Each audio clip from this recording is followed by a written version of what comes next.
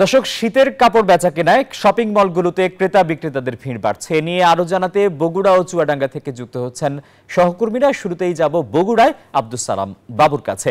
বাবু, শীতের কাপড় কেমন বেচা কেনা চলছে? দাম নিয়ে কি বলছেন ক্রেতা বিক্রেতারা?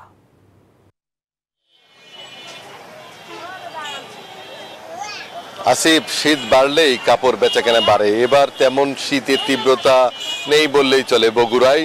তারপরেও উষ্ণতার পরশ পেতে গরম কাপড় কেনার জন্য বিভিন্ন শ্রেণী পেশার মানুষ ছুটছেন বগুড়া শহরের মার্কেটগুলোতে। আমরা রয়েছি শহরের একটি মার্কেটে, যেখানে নিশ্চয়ই দর্শক ক্যামেরার চোখে দেখতে পাচ্ছেন যে বিভিন্ন ধরনের কাপড় তারা দেখছেন এবং ক্রয় করছেন।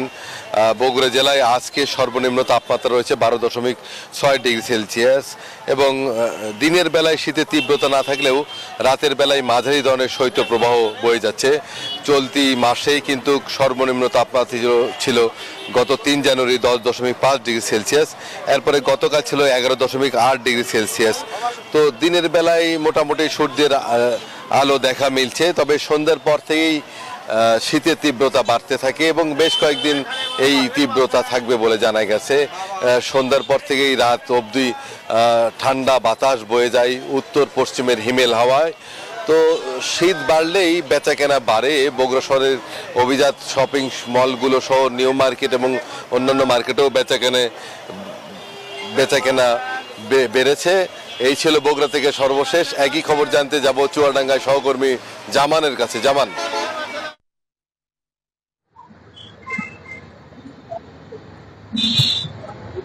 বাবু, আপনাকে ধন্যবাদ। আপনি যেমনটি বলছিলেন, বগুড়ার মতো চুয়াডাঙ্গাতেও কিন্তু শীত বয়ে যাচ্ছে। তো যদিও চুয়াডাঙ্গাকে কিন্তু বলা হয় শীতের শহর, সেই কারণে কিন্তু চুয়াডাঙ্গার মানুষ শীতকে ভালোভাবে অনুভব করেন।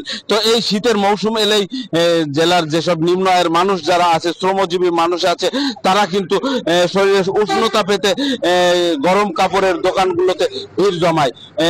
আমরা সেরকমই একটি দোকানে আছি, আপনি দেখতে পাচ্ছেন দোকানে থরে থরে সাজানো আছে কিন্তু শীতের পোশাক।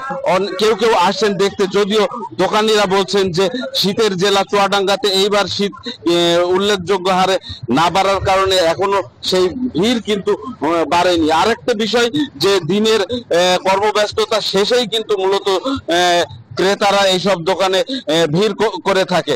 তো যেহেতু এখন বিকাল সন্ধ্যা থেকেই কিন্তু এইসব দোকানগুলোতে ক্রেতা ভিড় জমাবেন তাদের পছন্দের পোশাক কিনতে।